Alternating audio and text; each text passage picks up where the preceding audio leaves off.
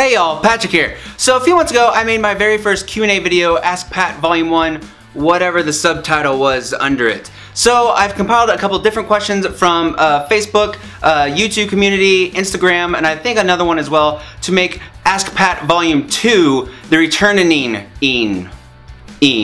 So the first question is from Daniel Grant.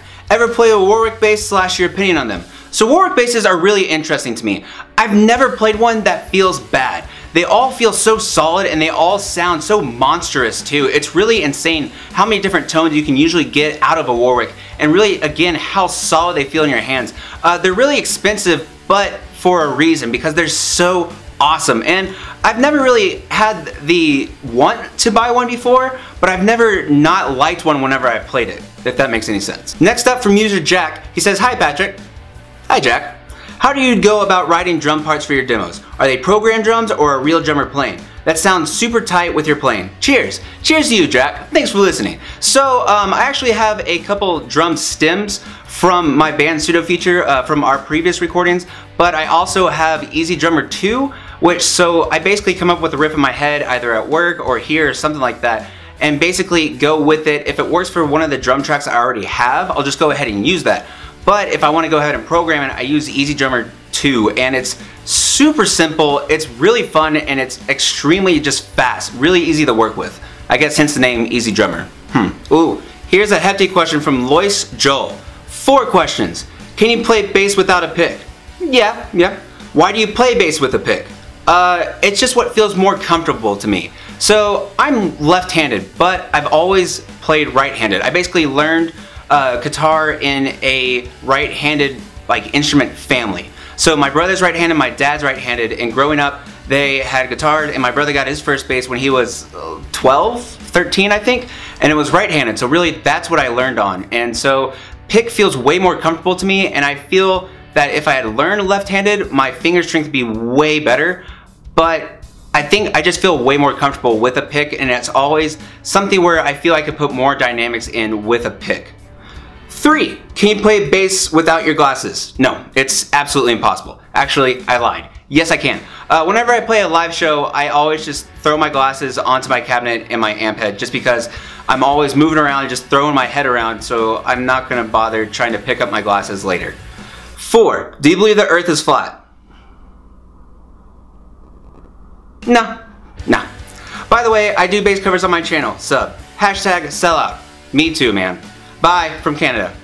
From Danger Moose 666. On the Mexican P bass video, what effects did you use? And have you ever owned an Eastwood bass? So on all of my demo videos, I have whatever program I'm using going in through whatever the bass is, and I put everything in the description of each video as well. There's never any added effects or anything like that, no posts at all, just because what's the point? If I'm trying to demo something, I want to give the most honest opinion on it, because why would I want to make people waste money on something that they're not truly hearing when I wouldn't want the same thing in return? So I'm never adding any extra effects, and if I do, it'll be a pedal or something like that that I'll actually put in the description as well, so just a heads up on that.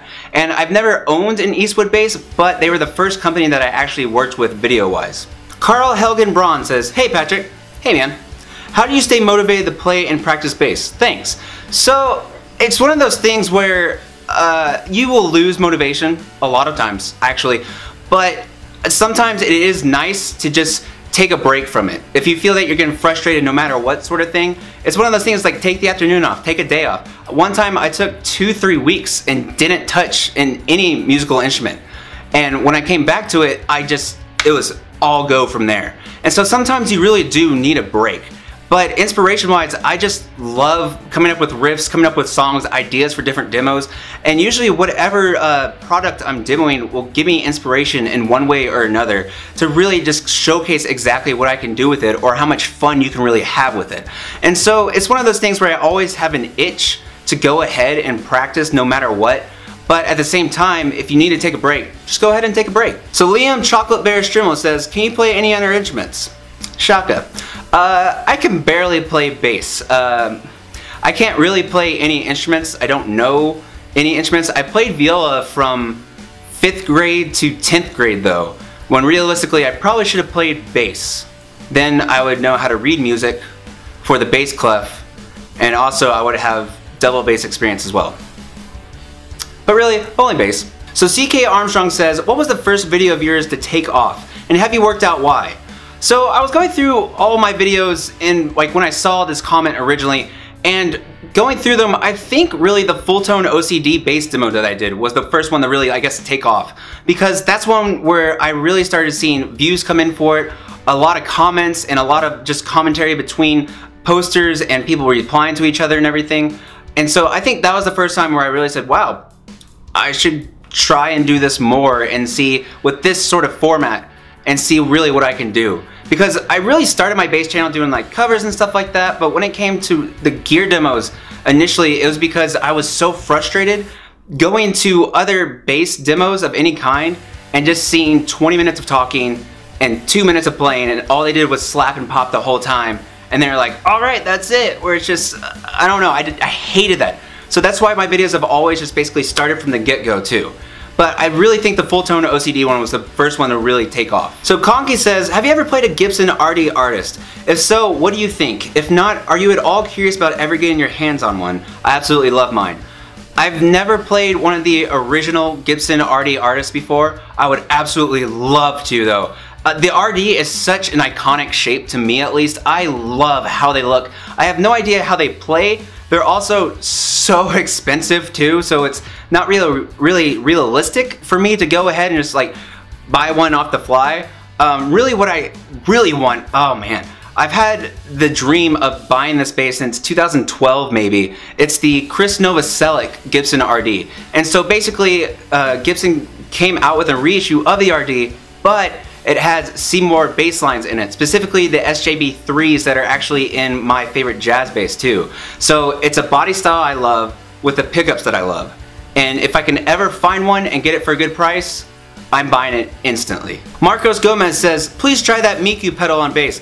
I would love to. If I can find it for relatively cheap, I'm a cheapskate, so if I can find it a used one for pretty cheap, I'm definitely gonna pick it up. So Zachary says, maybe been asked in the past, but if you can build a dream team of musicians to work with, who would be on it? Shout out from Berwyn! I don't know where Berwyn is, but I'll look it up. Dream team of musicians. Okay, so drummer, John Bottom. If I'm playing bass, okay, so that takes out a lot of people unfortunately. So John Bottom on drums. Vocals, I would have Sting. Because why not? That would be awesome. Stevie Wonder on piano. Also, I'm completely winging this right now. I haven't prepared this at all. And for guitar, I would have... Who would I have? On guitar, it would be Tom Morello. I have no idea what kind of music we would make. It's a weird bunch of musicians. But I bet something would be cool. I would also have Dave Grohl on tambourine. I love you, Dave. You'd be a great tambourine player. Seth C asks, Desert Island pedalboard, 4 to 5 pedals maybe. Okay, 4 to 5 pedals, Desert Island, Korg Pitch Black because you have to have a tuner, Dark Glass Alpha Omega Ultra because I want to have the best bass tone I can get. Chorus would be my Ibanez CS9. I would throw in the Fuzzrocious Demon or Gray Stash for a really great fuzz tone.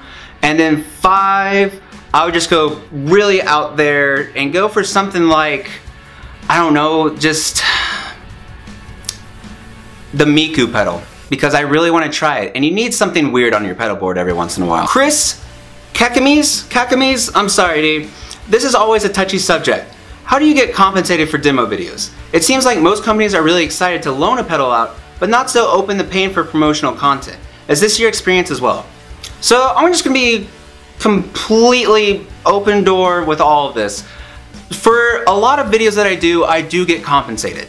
This is a lot of work that I put into each video. Easily 20 hours, if not more, into every single one.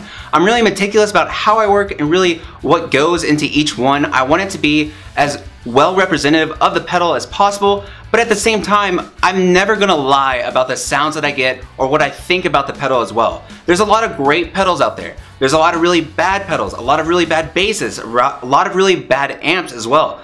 But it's one of those things where I'm never gonna lie about it. If it's something that I don't like, I'll email the company back and say, hey, I'm sorry, I don't like it, so I'm probably not gonna do a video on it because this isn't really what you want. And so I'm just gonna be very straightforward about that no matter what.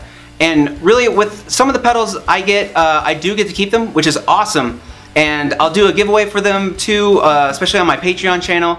And as well as getting compensated for them, I'm not always getting compensated, but it's just one of those things where if a company is willing to give me their pedal and compensate me, that's perfect. If it's a company I really want to work with, but they basically are a smaller company that doesn't have the funds to really be able to pay for that additional content, that's perfectly fine. But it's one of those things where I'm genuinely curious to see what it sounds like, so I want to still work with that company just because I want to try that specific product.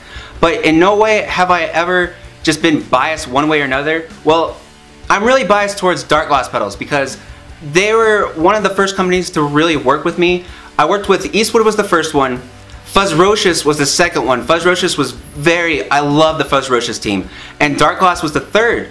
And both Fuzzrocious and Dark Gloss have meant so much to me, and I've loved every single pedal I've been able to try from both of them. And it's one of those things where I'm biased towards them, but because I love the team and I love the products that they make. I've never lied about them though. Again, it's one of those things where what's the point in lying about it when, you know, it's one of those things you wouldn't want to be lied to by someone else's demo. You always want to get more than one video in to really determine whether you want to make that sale or not. I want to be able to help musicians worldwide with whatever kind of sound they're looking for, with whatever kind of pedal, amp, bass, or anything like that that they're looking to get. There's no reason to lie about it, you know? Matthew Abi, totally sorry that I butchered your name right there, man. How did you get so good at bass? Where to start? Love from France. Love from Texas, man. Good to meet you. But I've been playing bass since I was probably 10, 11, I guess. Again, my brother got his first bass, one of those LTD, like PJ configuration, really cheap basses, and he was 13, 12 or 13, so I had to be 7 or 8, and I looked up to my brother like he was my idol. He still is my idol for the most part. And really, watching him play bass, it's like, this is so cool, I really want to like buckle down with it. And bass really was just one of those instruments, it is the instrument that I really just gravitated towards. I love experimenting with bass and really seeing what you can do with it, like just sort of bending the lines between rhythm and melody where you can really branch out and not just be the single note player where you're just playing the root notes and that's it. And it's one of those things where I started off really playing when I was 10 or 11 and didn't take it really seriously till I was probably 17 or 18, because that's where I really buckled down and said, hey, I want to learn more about it. I want to discover more music and practice in more ways that I can. So I've been playing bass for, I don't know, 13 years, and I'm still bad at it too. Huh, funny how life works. So Eric Mero, stop right there. So Eric Mero is a really great guitar player, and he has his own YouTube channel that you should definitely check out. He makes guitar pedal demos, but the way that he structures them, the way that they're formatted, it's so great, and they're so visually appealing as well. So you get great sounds, great video, and he's also a super nice guy as well. So go over to his channel, give him a sub, and go and watch a lot of his videos, because he's a truly amazing guy. But he asks, what is your favorite recorded bass tone? Anything from Muse, because I love Chris's tones no matter what. Tim Comerford from Rage Against the Machine, oh man, his tones, his mixes have always just been so prominent, and it's so just thumping. You always felt what he was playing. Definitely also gonna say Eddie Breckenridge from Thrice, because oh, he's one of my favorite bassists, but at the same time, I've always loved his licks, the way he plays, but his tones are always just so awesome. Dan says, you showed us your pedals and talked about your amp and cab combination, but can you share more about your amp EQ settings and maybe a little more depth about how you get your recorded sound, other than just what program you use to record? So I was gonna make a video basically as an updated, this is my current rig, this is how I record, but essentially what I have is my Dark Glass 210 cabinet, into my Dark Glass Microtubes 500 that I then mic up with an AKG D112 that goes straight into a Focusrite Scarlett 2i2, I think is what it's called.